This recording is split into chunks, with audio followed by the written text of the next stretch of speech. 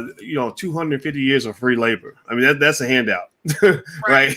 So which still affects the racial wealth gap today. Right. So we're sticking our hand out to take the handout back, right? We're reclaiming what we handed out to you 250 years ago, or for over 250 years. So there is no handout when you talk about reparations. That's only a matter of labeling. That's what they want to label it, to intimidate you to not claim the rights to what you deserve, right? And the thing that I think we have to understand is that as Black people, or whatever we call ourselves, like I'm okay with different terms that people want to use, African American, Black, ADOS, B1, whatever. I don't judge that, because I think we're still trying to figure that out. But what I will say is, number one, you know who you are, right? And I know who you are by listening to you talk for about 5 minutes. I can hear, like when I hear you two talk, I know where you stand, and I know we stand in a similar space on the ideological spectrum.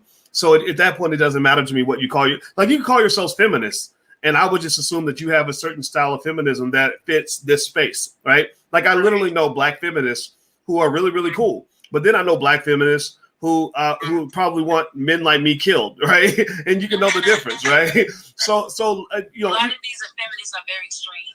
Yeah.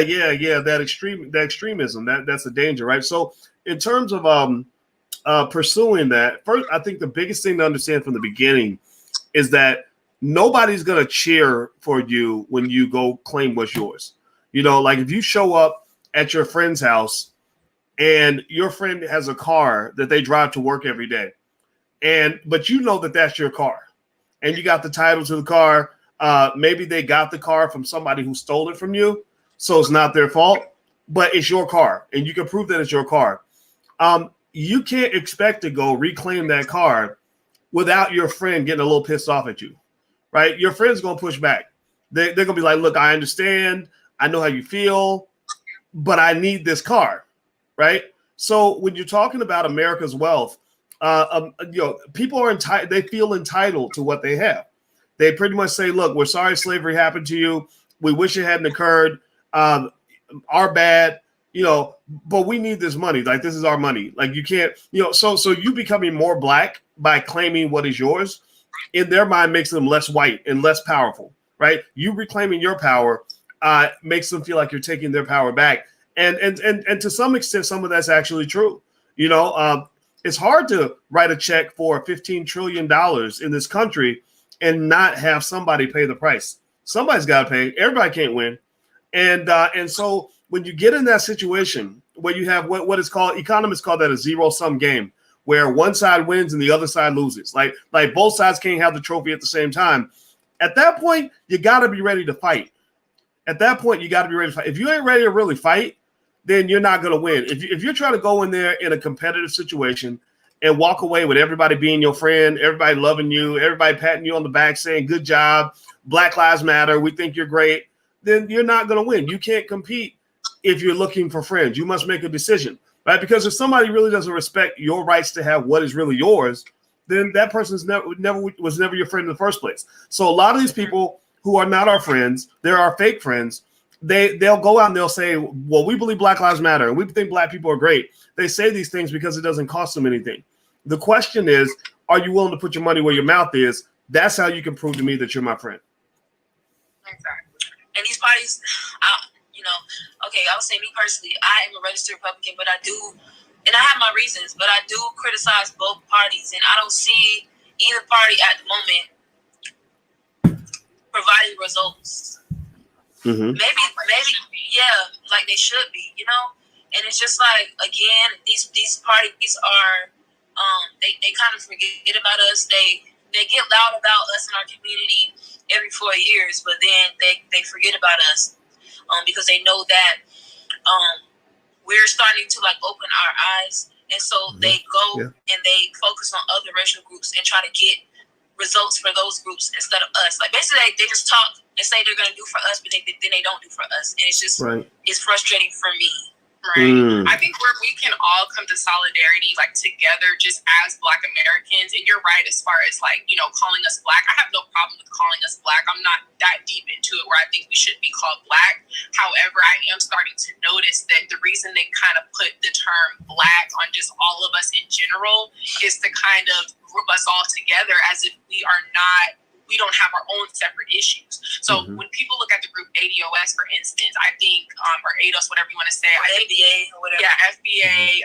You see all these terms because what it is Black Americans realizing that we are a specific group, and we actually are the specific group that built this country. And then you'll see people, you know, you'll see like foreign shills on the media, MSNBC, you'll see them say that we're bots. This is basically to erase us. And this is basically to kind of like misinform people and think that we are fake people. No, it's Black Americans every single day waking up and realizing not only are we the original Americans, but if you go a step deeper, and I talk about this a lot on my lives and just on my social media, we are the Native Americans, the people that think Native Americans are the indigenous people. We are those indigenous people. So it's basically an erasure of our history. They now label us as Black. We don't have a specific like group that can call for reparations, like Jewish people, Native Americans. Even the Japanese they've given the Japanese reparations because I guess what happened with the camps, they put them in the camps. It's like, okay, they've done reparations to Native Americans, even the Jews. So, you know. But when it comes to Black people, there's all these questions. But it's like, forget about it. Like, it's so far in the past. You need to start acting like victims, this and that. Which I understand. We're not necessarily trying to act like victims. You know, we are victors. But at the same time, you have to recognize, okay, there is a wealth gap that has occurred between Black Americans and, you know, other races because of what occurred to our people in this country. Right. Over that, like, we're just lazy. And you know, I don't have the victim mindset. I feel like we are constantly overcoming these hurdles. We can build wealth. We can do the best for our community. But as you can see, that's not going to just erase this racial wealth gap. It's not going to just erase the history that's been done. I tell some of my white friends, you know, a lot of times your family is benefiting off of slavery, especially people from the South, and they don't always realize that. But I'm always kind of like making people aware of the fact that the racial wealth gap is not just because Black Americans, you know, haven't been working hard. There's a lot of things in our history that I feel like people don't want to speak on. They don't speak about how drugs and guns were placed in our communities. A lot of people don't understand the war on drugs. Before the crack era, like there was people, or Black people had both parents in the home more than white people or any other race. That's not talked about. It's like a lot of times we're just talked about, or we're shown in the media as lazy people that just want a handout. Reparations is not a handout. So even with the welfare state, even before the welfare state, a lot of our families were together, but that basically contribute to the state that we're in now. Yeah, I think y'all made a lot of really good points, and it's really one of those things where I'm hopeful that, you know, that your generation is smarter than mine, right? And the reason I believe that you are, and the reason I believe that is because it took me a really long time to realize that the people that I thought really cared about my situation actually did not care. You know, the people that I thought were my friends really wasn't my friends. You know, and the reason I say that is because if you're not my friend and I think you're my friend, I'm going to always be confused and frustrated. I'm going to say, well, gosh, he's my friend, but he stole my money. Why would my friend steal my money? Well, because he really wasn't my friend. I just thought he was, right? Or he's my friend, but I got sick and went to the hospital and I called him and he didn't even come visit me. Well, that's because he's not your friend, right? If you realize he's not your friend, then everything makes sense, right? But if you think he's your friend and you hold on to that idea because maybe you grew up with everyone constantly telling you he's your friend, he's your friend, he's your best buddy, then you're going to be confused, right? So here's my point, right? We grow up as Black people raised to believe that America is our friend, right? And that, and more specifically, white people as a collective, not this is not anti-white, but that white people as a collective really care about us, and that collectively they are our friends. Like, meaning not so much that they can get along with us. Like, I don't think that most white people have a problem living next to a black person, working with a black person. That type of racism doesn't even bother me that much because I don't really care what you think about me. But really, we really believe that if we convince them and explain to them and help them understand and educate them, that they're going to say, oh, I get it now. Okay, yeah. You guys really do deserve reparations because, oh my God, look at what you went through. This is so bad, right? And some of them do that, right? Sometimes you run into some like super woke white people who really can deprogram themselves from the brainwashing they've received since they were children and really understand what's going on. In my experience, that's like few and far between. It's a very, very small percentage of people. At best, you might get, say, white liberals who kind of pretend to be your friend but aren't really, right? Trish, you know that, right? I think that's why I see. I can tell you know that because I've seen your post, and I think it's brilliant. And so what I think as Black people we have to kind of realize is that first of all, it's a great idea that we're separating and distinguishing ourselves with terms like whether it's ADOS, FBA, or Native Black Americans. All those terms kind of mean the same, right? It's splintered, but the only reason FBA is splintered away from ADOS as a movement is just because ADOS has what I think is terrible leadership. The leaders are just, kind of selfish and crazy or ridiculous because they should have partnered with the FBA people, and then you wouldn't be competing. Why are you competing, right? So they're all kind of the same thing. It's basically saying, as a Black American, I built this country. My ancestors did this. You owe us a debt. The problem you have, though, is that our reparations battle is different from the Japanese and the Jewish community because that's like the difference between somebody owing $100 and somebody owing $1 million. If somebody owes $100, they'll pay it, because it's the right thing to do. But if they owe $1 million and they've only got $800,000 in the bank, you're going to have to force them to pay. You're going to have to garnish their check. Like you might have to damn near take them to jail to make them pay that amount or put the pressure on them, right? If you don't put pressure on them, then they're not going to do it, right? Because it's just too much. Annual revenue of the entire federal government is about $3 trillion a year. So think about this, right? $27 trillion in debt, $3 trillion a year in government revenue. That's like a person graduating from college and they have $270,000 in student loan debt, but they make $30,000 a year. That person's screwed. Like they're not going to pay that debt. They can't. And then if you throw another debt on top of that, you say, oh, by the way, you owe another $140,000.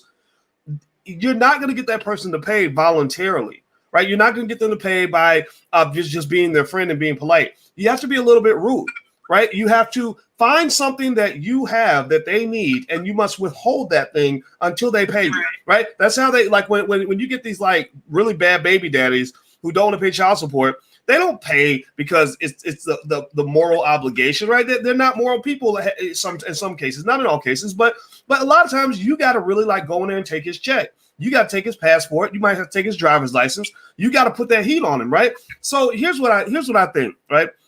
At least this is the position I take. When I talk to my white liberal friends who say, I care about Black people, I think I really want Black people to do well, whatever. I say, okay, great. Well, then you support reparations. Well, I don't really support reparations because I don't really understand. Well, if you don't support reparations, then you're not my friend, right? The politicians will flatter you. They'll paint Black Lives Matter on the street. They'll talk about your voting rights all day. The reason they talk about voting rights, by the way, is because it puts them in power. Voting rights don't benefit you. Voting rights benefit them, right? Because when they get in office, they don't take care of you. They take care of the people who gave them money, right? So they do a lot of talking because that's an easy way to distract you. So what you have to be able to do is say, no, I'm focused on one thing, the money, right? They say, well, no, we're going to have a Martin Luther King celebration every year. And you can come to the King Day dinner. No. The money. No, we're going to put honestly, because what is that going to do? Like having those celebrations, what kind of results does that provide? I mean, they gave us murals in places, and I talked about this. They gave us murals in places in DC, which were literally known for being gentrified, you know, and a lot of people in DC are suing the city or like the area because a lot of them Black people are being pushed out. So you have to question why are they having us march and painting Black Lives Matter on streets that are literally gentrified. And then you can even go a step further to say that some of those white liberals that were marching with us, were living in those cities where they have pushed Black people out, and it's become gentrified. So again, it comes down to, what are you offering? And a lot of times it's absolutely nothing. Charisse, when I first met Charisse and I saw the whole MAGA hat thing, I didn't necessarily agree with it.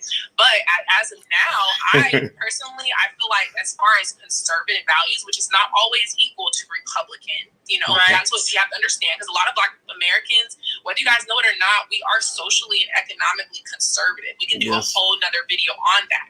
Yep. But I feel like, for the simple fact that there was prison reform, tell me when did all of a sudden Black Americans not care about our people being released from the prison system that, these people have put us in the prison system, the people that we were supporting as a whole at large. It didn't make a lot of sense to me. So I think what a lot of people are realizing is you can't just be so quick to put a label on something, because there's layers to these things. There's layers to how politics work. There's layers to the people that smile in our faces and do absolutely nothing for us. I recently just saw the Black Lives Matter post where they were like, it's been 32 days and Kamala and Biden, that was have not reached out to them.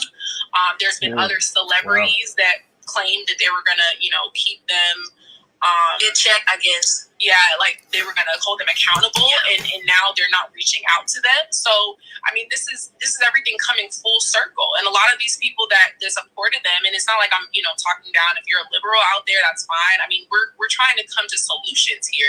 We're not so much trying to tangibles, exactly. Like, what are you giving? And it's very interesting that you say the debt is so high.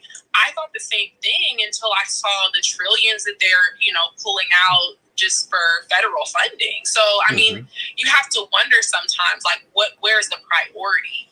I think as far as ADOS, the group, one thing that I do feel like was very strategic that they did, Yvette Carnell, I do look up to her. I think that the whole FDA ADOS beef, I think that it's very problematic. I don't like it. I don't like it either. I don't like the beef either. It was completely unnecessary. Yeah, Yvette. We're all the same people group at the end of the day. Right. All have the same. All have the. Personally, I believe that we all have the same goal, right? That we're trying to reach. So but that's just leadership. That's not beefing. I don't necessarily think that members are beefing. I'm not beefing with. Not me. I don't know. I'm not really beefing with anybody. I think that's right. I think that you got to find a way to realize who needs to be your enemy, who needs to be your ally. And one thing that I would encourage you, never make this mistake of allowing your personal feelings or your ego to get in the way of the bigger purpose. That's what it was. I agree with you 100%. I know the leaders of both of those movements. I've worked with Tariq Nasheed a lot. Yvette Carnell, I gave her start pretty much. I helped her build her first blog and all that stuff. And so it kind of saddened me that, it got to this weird point where people were fighting over stupid stuff. It's like a man he's frustrated at his boss. So he comes home and he beats his wife. And it's like, why would you be fighting your wife? She loves you. Go fight your boss. Don't fight your wife, right? And so I think that we have to realize that that fighting people that should be natural allies, you really are. Excuse my friend. You're shitting where you eat. You don't shit where you eat. And I think that as Black people, moving forward to your point, I love what you said about the fact that we are conservative. We have conservative values. We believe in family. We believe in personal responsibility. We want, like, the Black men, real Black men love Black women. Real Black women love and respect Black men. All these things, right? All these things are like, those are our values. We're the first ones up in church, right? So the reason we became liberals pretty much was because liberals tend to be connected to the disenfranchised groups, and we were a disenfranchised group, and they saw the connection with us as a disenfranchised group as their opportunity to pursue bigger agendas. Like, okay, we want to push forward with LGBT. We want to tear down capitalism.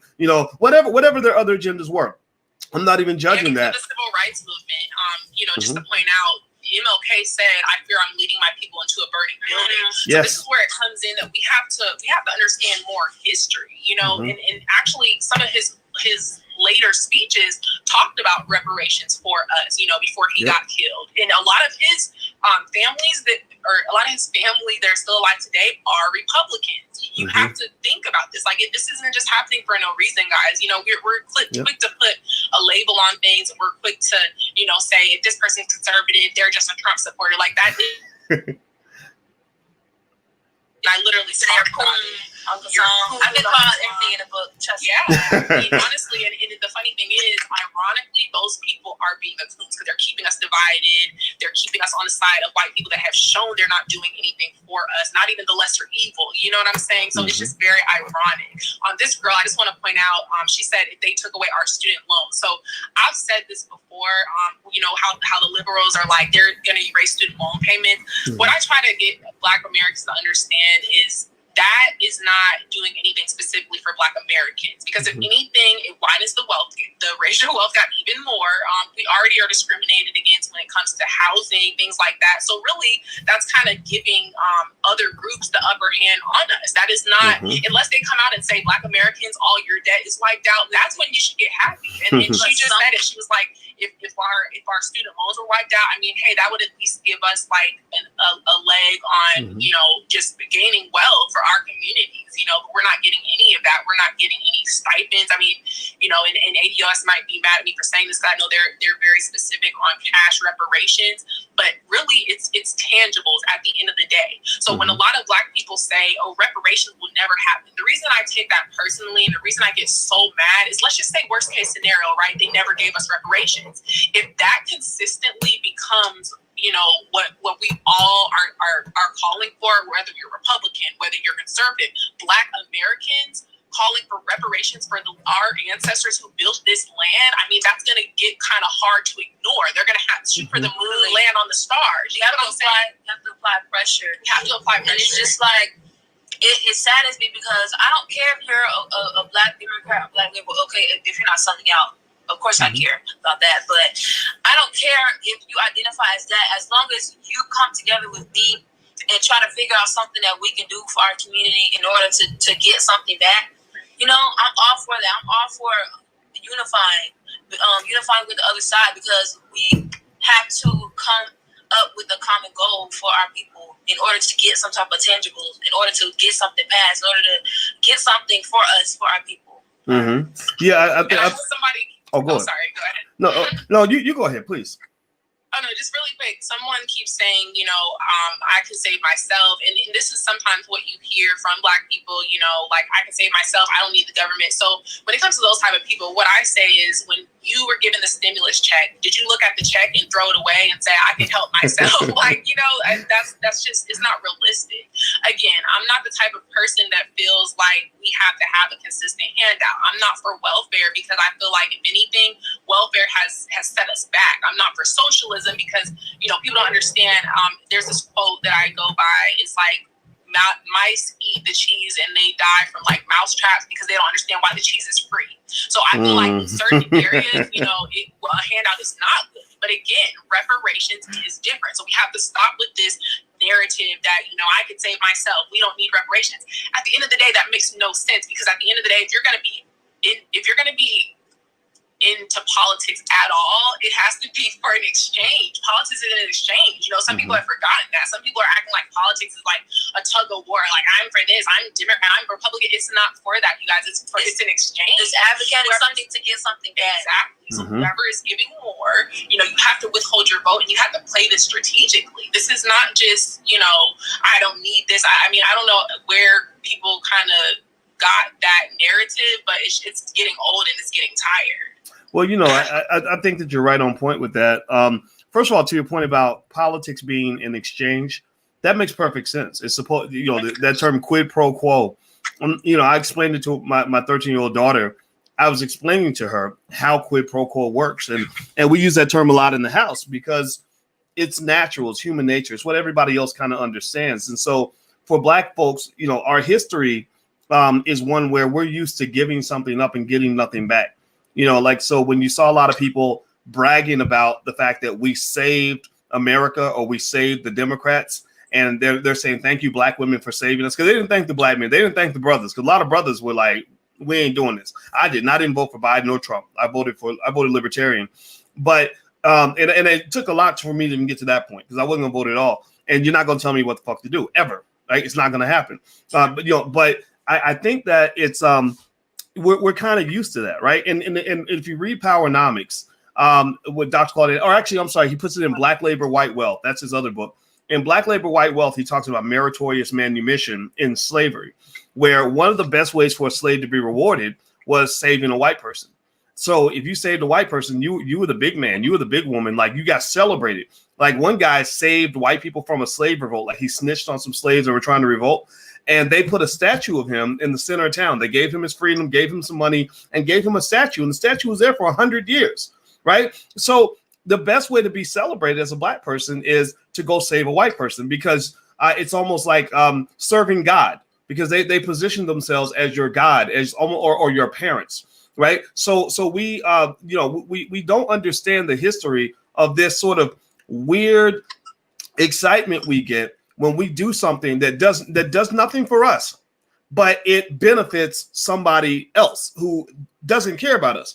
And process it this way. It's very fascinating. You saw that people had more vitriol. So look at two guys, Ice Cube and Joe Biden. So Joe Biden incarcerates more black men than any president in the history of this country, right? He spends $10 billion building dozens of prisons, putting 100,000 cops on the street.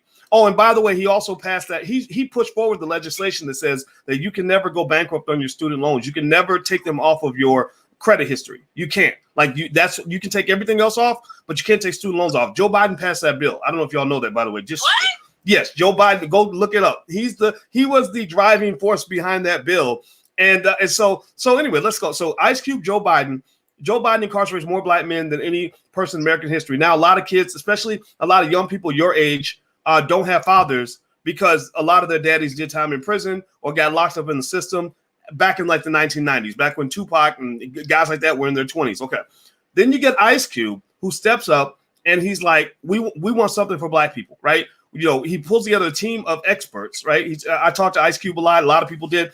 And he goes in and he comes up with this beautiful plan written by experts, not by him. He wasn't a rapper that just wrote it on the back of an envelope. This was planned and prepared. And he says, we want something specifically for black people. And the whole time when Ice Cube was going on all these shows, and I was talking to him a little bit, and I was watching him on the shows. I don't trust celebrities that much. I'm gonna tell you the truth, because they kind of come in and they fuck things up sometimes. They jump in because they think it's trendy, and then they say stuff, and you're like, oh Lord, come on, man. You got 1 million, you got 10 million Twitter followers. Don't say that stupid shit, right? Cube hit every note perfectly. I watched him. I listened to him talk. I said, my God, this is as if I was on there. I'm so happy that this man with this influence is doing what he's doing, right? So Joe Biden incarcerates more black men than any person in American history. Ice Cube stands up as one of the few entertainers in the last 30 years to say, we need something specifically for black people. Everybody has all this forgiveness for Joe Biden, this love for Joe Biden. I mean, I'm sorry. Y'all get offended if I cuss sometimes. I apologize for that. I hope that's not okay. So you're fucking calling him Uncle Joe? Are you serious? So you're calling him Uncle Joe, and then Ice Cube, they're attacking him like he's the devil. Like, how are you attacking the person that wants to help you and celebrating the person who spent his whole life trying to hurt you? That's about as backward as you can get. So I think that we have a mental illness issue. We have a mental health problem here. Like when you talk about white supremacy, we talk about white people having white supremacy and white supremacist groups. No, a lot of white supremacists are black people. A lot of black people really believe that white people are better, that they're smarter, that getting their validation. They're literally brainwashed. I think yes, it's a mental illness. Like they look up to these people so much and think they're going to get something when they're not. Yeah, that's why they'll look up to Dr. Oh, I lost you for a second. Say that again. They'll look up to Dr. Fauci before they will look up to Dr. Sebi. They used to talk a lot about Dr. Sebi, and Dr. Fauci is like, he'll say something like, listen to the experts. It's Stockholm syndrome that we have. It's a delusion. I've been feeling like I was in the twilight zone all year. I actually went to an HBCU. I went to Hampton University, and there's people that consider themselves to cancel me because I spoke on how racist Joe Biden was, and they're like, gaslighting me, Trump supporter, and then I would say at least Trump is freeing prisoners. That's what I feel. He's freeing prisoners, guys. Like, it's no emotions. I'm happy about that. I have cousins that are still, affected by Joe's crime bill. I have people in my family that are still affected by Joe's crime bill. This is the things that people will look at you and they'll act like don't matter. This is history matters, y'all. And that's what I'm realizing the divide is. The people that are understanding and walking away from the Democratic Party, and specifically, the reason I'm not mad at Black independents, like conservatives, like Republicans, I'm not mad because at the end of the day, you are not on the original plantation. And I hate to say that like that, but it really is starting to look like an actual plantation, the way that people don't want to leave. They want to defend their masters. They want to have Stockholm Syndrome. To the original party that has consistently not done anything for us and screwed us over, this is actually, it has to be a mental illness. Yes. It has to be. Yeah, that was a perfect description. You're right. I mean, it's it really does. I mean, when people say the term Democratic plantation, it's like, I mean, there's so many parallels with a plantation or pimping, the way a pimp might operate. I mean, it's, because, if you look at the way pimping works, a pimp tends to work best with people that have low self-esteem. If you have low self-esteem, you're scared. If you're not very smart, if you're easily, if I can easily scare you and intimidate you into doing what I want you to do, then you're going to follow me because you don't know what to do and you don't have any options. And you're looking up to me despite the fact that I might be abusing you. There's this constant threat that if you deviate, then you're going to be punished. And so the Democratic Party, unfortunately, positions itself almost like a pimp of the Black community. Like, we're not really here to take care of you. If you try to leave, bad things are going to happen to you. If I don't love you, nobody else will. And so, ladies, watch out for that. If a man ever talks like that, don't mess with a man like that. Seriously, like that. That's what fathers are supposed to do. We're supposed to give you love, unconditional love and support. So you don't need that from a bad person because people will play you on that, right? So basically, the Democratic Party knows what type of Black person to appeal to. They're looking for the Black person who isn't going to ask too many questions, who doesn't have a lot of confidence, who truly believes that without the support and white folks taking care of them, that they can't survive, right? Who is going to just do something because that's what their mama or their grandma did or what their pastor told them to do. And they kind of run away from people that are smart. Like, so for example, when Charlemagne the God interviewed Joe Biden, that was a huge mistake on Joe Biden's part because Charlemagne is not a stupid guy. Charlemagne is another guy. The two guys I got a chance to talk to a lot about this political stuff is Charlemagne and Ice Cube. So when Joe Biden's asking when Charlemagne's asking Joe Biden these questions, I was really excited because we had talked about the questions I thought that he should ask him. And I didn't know what he's going to ask. I didn't know who else Charlemagne talked to, but I said, ask him about this. I think you should ask about that. Ask about that. And he asked those things, and you saw what happened. Biden buckled like a bitch. Biden got really angry and frustrated, right? Almost like the way a pimp a pimp is like, what do you mean you're going back to school? Why are you hanging out with those? What do you mean it's a women's empowerment group? Pimp doesn't want, the pimp does not want his hoes to be getting empowered, right? He doesn't want them to start asking questions like what do you mean where the money went? It ain't none of your damn business, right? Like, so that's what it is. Black people are starting to ask questions. Black people are getting empowered. Black people are starting to become a more elevated, educated voter base, and it scares the hell out of them. I mean, the idea that that's why they're trying to now get their voter base literally.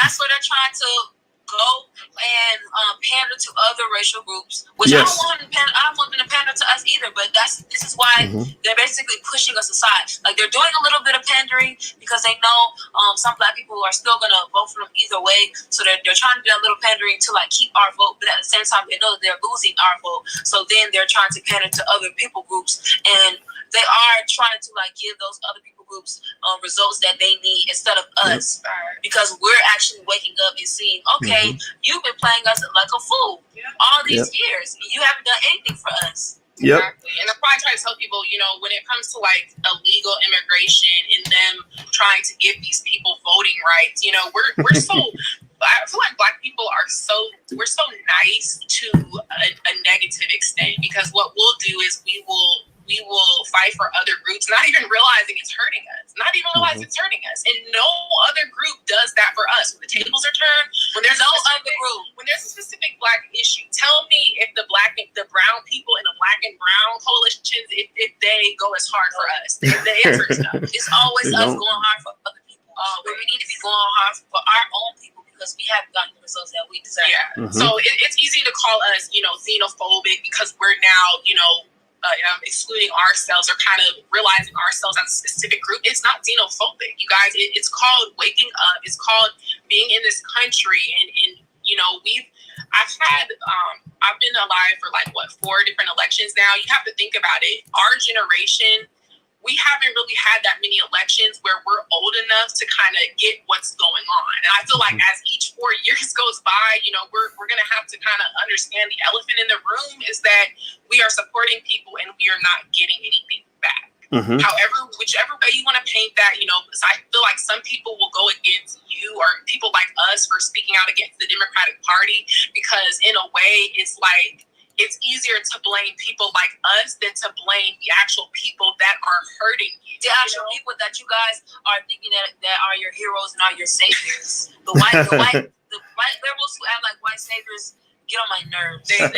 Because it's like they're feeling like so haughty and so we can actually save you guys that they're playing us like a fool. Look, when Chelsea Handler felt comfortable enough to tell people that tells you something. to tell people like 50 Cent that he wasn't Black, when we have people like Joe Biden comfortable enough to tell Black people they are not Black for voting him when he has done so much to our specific people, Black Americans. That's why I don't understand, especially if you're a foreigner, if you're of any other descent, I think it's even more disrespectful for you to tell us Black Americans that we need to vote for people like Joe Biden and Kamala. Because number one, there's a lot of Black Americans that are just indoctrinated. They just don't know their history. But when you don't even care to look into our history and you are from another culture, there is no way that I would be able to go over to Nigeria and tell them to vote for someone that has put them down. There is no way I could go over to Jamaica and tell them to vote for someone that has put them down. And that's for generations and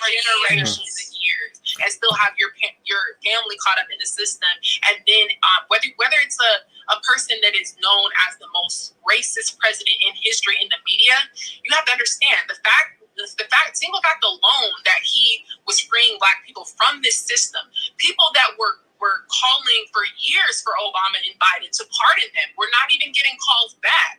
Like that, we're getting released. I don't care what your feelings are. It's facts over feeling. It is tangible. That's what I'm going to say. Tangible. So am I saying that I will vote for every single Republican? No, I'm not saying that. But we have to be able to realize, what are we getting from this situation, y'all? It's not so much about what we feel. It's not so much about what we feel about the next person in these titles. Because at the end of the day, guess what? The party that was supposed to be consistently loyal to us and supposed to, help us and be our friends, they are consistently putting us in a worse situation. Not a little bit other people, not a little bit better, not a little bit worse, decades worse, back. We're farther back. Come on. Yeah. What definitely matters and what the number one thing that matters is tangibles and, results. Those policies, like I said, okay, yes, I do support Trump, and I have gotten a lot of heat for that. But I supported him because I saw those tangibles, and I saw the things that he passed, his policies, that basically aligned with my views and what I believed in, and the stuff that I was calling for, that I wanted for my people. So yes, call me a coon if you want to call me Uncle Tom. But at the end of the day, I was supporting somebody that was providing policies and tangibles for me and my people. So. And here's the thing, right? I think, I see some of the heat you get, for being a Trump supporter. And I don't think you have to explain that to anybody. And it's not their obligation to agree. It's not your obligation to go with the crowd. That's what freedom looks like, right? People always talk about how, your ancestors died for you to have the right to vote. My ancestors did not die. They did not die for me to vote. They did not die for me to be a Democrat. They died for me to be free. Freedom means I can be right. Freedom means I can be in any party I want. It also means I can vote if I want to. If I don't want to vote, I don't have to. And so this idea that it's sacrilegious to not vote or to vote, anything other than Democrat, that is mind control. That was a deliberate plan to tell you that you have no option. So you have to ask yourself, are you really free? Did slavery really end? The slavery didn't end. We have slavery by another name in a multitude of contexts all throughout this country. And what you're onto is absolutely correct. So to me, the next step of that is for you to really listen to yourself, right? Like really hear that, right? Because what happens is we'll be in this, and I still do this sometimes, you will be in this alternate reality where you feel like you're in the Twilight Zone and you'll be like, why doesn't everybody else see this? Like, this is crazy. What's wrong with these people? Right? Like that all year. Yeah. And sometimes you got to stop and realize, no, you're right. You're right. And a lot of these people are just wrong. And you have to be okay with that. You can roll with that. Right. So I think, like, for example, a simple strategy for Black people that can be pursued that would allow us to focus on what matters and achieve our goal is to start with some basic ideas. Number one, when you're looking at politics, be one, Black first. That's it. Like, so that means I'm Black before I'm a Democrat or Republican. We're Black before, I'm a feminist or not a feminist. Black before we're LGBT, not LGBT. We're just Black first, right? That allows you and I, all of us, to get on the same page and have common ground to say that no matter what part, no matter who you voted for, it's okay. You still my cousin. I still love you to death. We still gonna eat. Other races are able to do. You don't ever see any Asians in this. They're not Asian anymore. Yeah, this Asian girl came to my inbox this year just for everything I was saying about the Democratic Party, and she was like, what do we do? What do you want us to do? And I tried to explain to her, well, you can't really consider us to be minorities, because that's what she said. She asked me about minorities, and I said, you can't really group Black people in the pool of minorities, because for one, the Asian community, I explained to her, whether you guys vote or not, you guys stick together. So economically, if you think about it, Asians, they can vote. That's why you don't see Asians like, oh, you're a Trump supporter, you're a Biden supporter, divide and conquer. We're the only race that is divide and conquer, like steadily turning on each other, canceling each other. Cancel is white culture, you guys. Whether you realize that or not, cancel is a Caucasian mindset. Like, Black people only cancel each other. Tell me a white person that we've canceled. We won't cancel Dr. Fauci. We won't cancel Joe Biden. What white said we're not Black if we don't vote for him. What white people have we canceled? We only cancel each other, and then we claim that we want the best for ourselves. We're steady canceling each other. We're steady finding one little problem with each other. Oh, they're canceled. They're done. And that is literally mind control that a white person has actually taught us to stay divided and conquer and never get a solution. And you have the people that are doing this calling other people coons for thinking outside the box. Somebody just commented and they said, Uncle Tom versus Sambo. So I think this is very interesting. And I forget where I saw this quote, but it's basically like the people calling people leading the Democratic Party coons. It's ironic because Uncle Tom was actually the hero of the story. He was trying to wake his people up. It's Sambo was the sellout. Sambo that ran to the slave masters and said, hey, this guy is leaving a plantation. That's really what they are. It's Sambos. But they think they find some type of power in just calling someone a coon because you know why? That's easier than doing the research. That's easier than figuring out why we're stuck in the same situation since Jim Crow. That's easier than picking up the of a book and realizing that even during Black Wall Street, we were Republicans. The Republicans Party was started by Black people. The parties never switched. So what's easier to do than figure that out or to have to, come out of that like psychosis or like whatever type of mindset it is to just keep you depending on people to show you over and over again that they don't give a damn, whatever that is. It's easier to not question that. And I think that's what some people are avoiding. They're avoiding truth. They're avoiding questioning what's real. They're avoiding getting to those solutions, and they would rather be comfortable. So what do? Oh, I'm Democrat. I'm Black. I'm Democrat. You're not for Democrats. You're a coon. You're not for Joe Biden. Kamala, you're a coon. Even though these people have consistently hurt us, consistently set us back, it's crazy. And you talk about like the Twilight Zone. I've been feeling like that all 2020. I kid you not. I will wake up some morning like 4 or 5 a.m. like, wait a minute, what don't they get? What is not clicking? I swear. People are not awake. And this just all goes back to how slavery and things of that nature has kind of hurt us because we are so quick to turn on our own. We don't see how, the effects of that thing, what it has done to our people. And it's just sad.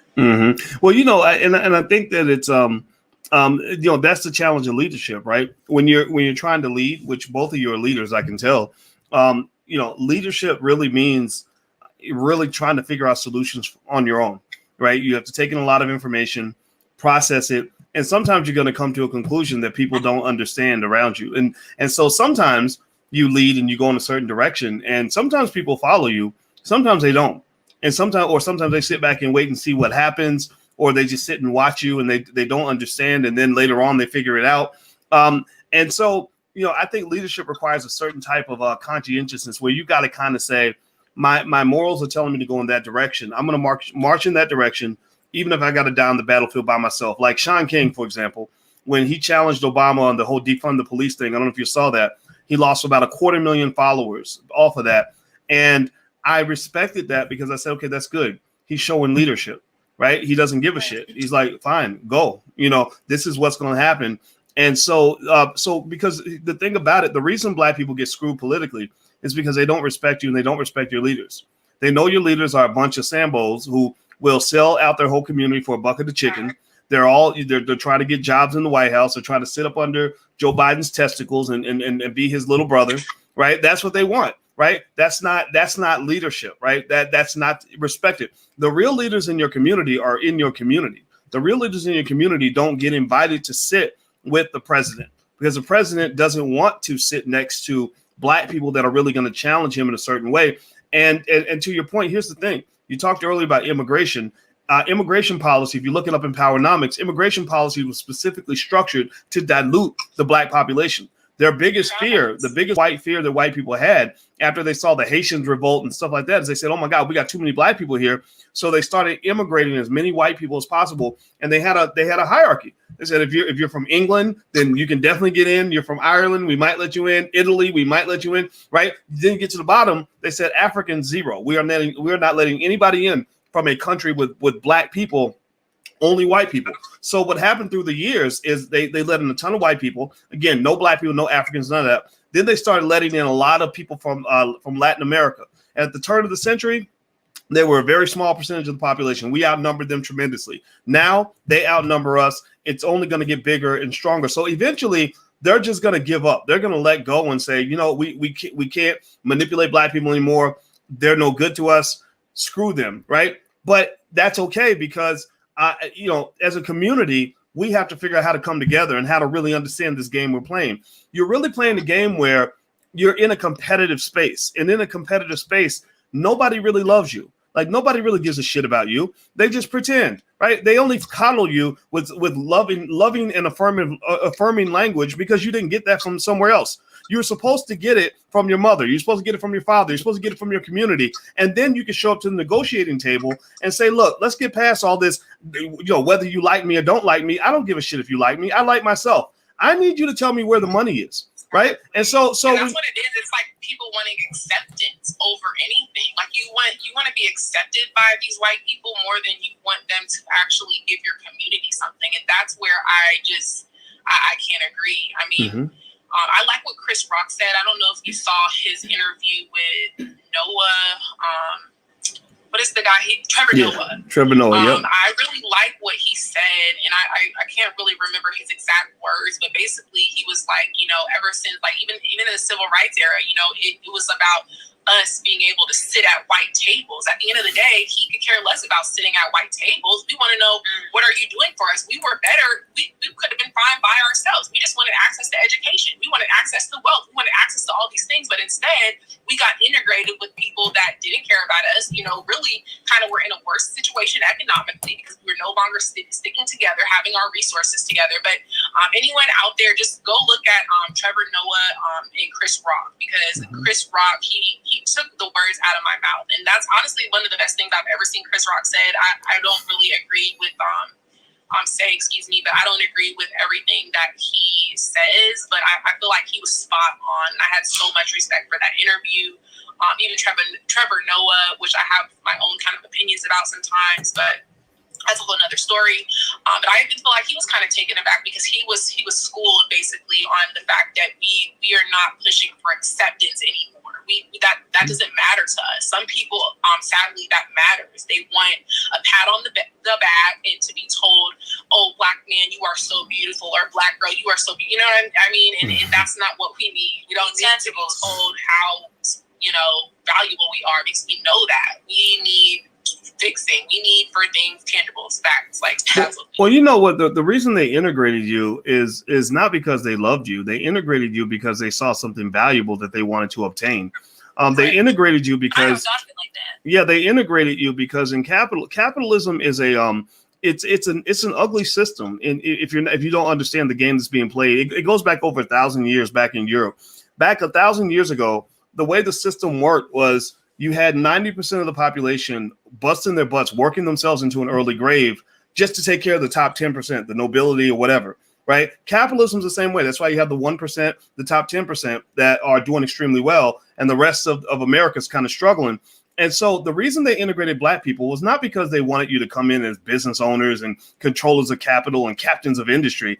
They needed employees for their businesses so their businesses could grow, so they could build wealth for their family. You build no wealth. You get a nice fancy office and a job title and enough money to get by, but you're not actually building wealth when you work for other people for the rest of your life.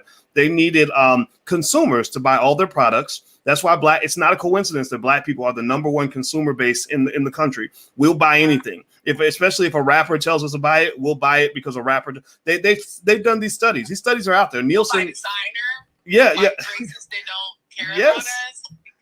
Yeah, Nielsen wrote a whole study about it. They were writing, it was literally white people writing a study for other white people saying black people will buy anything because they listen to celebrities. They literally said this. They said they are more influenced by celebrities than any other group of people. So if you're selling laundry detergent, toothpaste, sneakers, or overpriced headphones, whatever it is, just get a celebrity to say that they will use the product, and black people will do it too. And then what they were really saying is that these people just don't know who they are. Because they don't know who they are, they look to entertainers to tell them who they are. So how many people do you see out here that dress like their favorite rapper or follow celebrities more than they follow their own life, know more about Cardi B than they know about their own damn kids? You know what I mean? Like, it's crazy, right? The other reason they integrated you is not just because they need more workers and more consumers. Also, if you're talking about the landlord class, we need renters. Like, if you own buildings, you need people that are willing to pay rent to live in those buildings. And so for many of us, we're raised in an environment where we grow up, we go find a job, we buy nice stuff because we got our nice job now with all the student loan debt, and then we'll just rent an apartment for our entire life and buy a house for our landlord. Literally, if your landlord takes all the money you pay in rent over a 20-year period, they can buy a very nice house with that. So ultimately, capitalism, it's a horse and jockey system because the jockeys benefit from the labor of the horse. So you have to be educated to say, I'm not going to be your horse. Right? I'm not going to be your renter. I'm going to be an owner of property. I'm not going to be your consumer. I'm going to be a producer so I can get paid too. I'm not just going to be your worker. I want to be the boss. Right? If you think that way, then integration is a wonderful thing if you come in with a partnership. But integration is not a wonderful thing if you come in as a subordinate. We came in as subordinates, and we have to change that mentality because it's not just on them, right? They're taking care of their people, right? They saw an opportunity. It's really on us to say, what are we going to do to deviate from that process? That's true. That's it. This has been fun. I got it all out. Go ahead. Overall, I'm sorry. I'm just saying I like the fact that overall we're starting to talk about these things. I feel like it can only lead to something great. The fact that we're all kind of seeing through the BS and we're focused on, solutions. And, I just think this cancel culture has to stop. We have to come together and unite like every other race does, and I don't even think a lot of us realize that conditioning has happened. I think if you want to talk about white supremacy at all, you have to think about why are we so conditioned to turn against each other? Because I don't think that was started by us, if you get what I'm saying. I hope it'll happen where we'll be able to actually like put our differences aside and come together. But I don't even know if I see it happening in my lifetime because we're just so divided as a people, and it's sad. We have like a minute. We have like 2 minutes. Oh yeah, we have 2 minutes. So any like last final questions? We'll post this live. Make sure to like it. Thank you so much for coming and doing this with us. We really appreciate you. Same here. Everything you've been saying this year has been so spot on. We just really appreciate it. Well, you know what? I appreciate the invitation, and I have a lot of respect for what you're doing. And I'm going to say that I think we have a lot of reason to be very optimistic. When you think about unity, there's never going to be a day where where all 40 million black people are thinking alike. And that day really shouldn't come because there's a beauty in diversity anyway, right? As long as we're not trying to kill each other, we can be very diverse. White people are very diverse. The difference is, though, that they're in a civil war. They really are battling each other and destroying each other, and that's going to destroy America. But I believe black people are not just because we're special and we're just damn good at everything. We have it in our DNA. I believe that you're going to see this become the best century that we've had in a very long time. I think you're going to see us elevate into owners and builders and billionaires and everything else.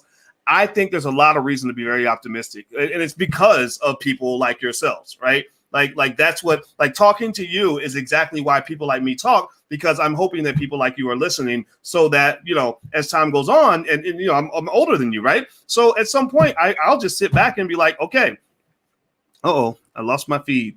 I think we were done. All right. Well, I'll see you guys later. So take care and have a good night. Talk to you later. Bye-bye.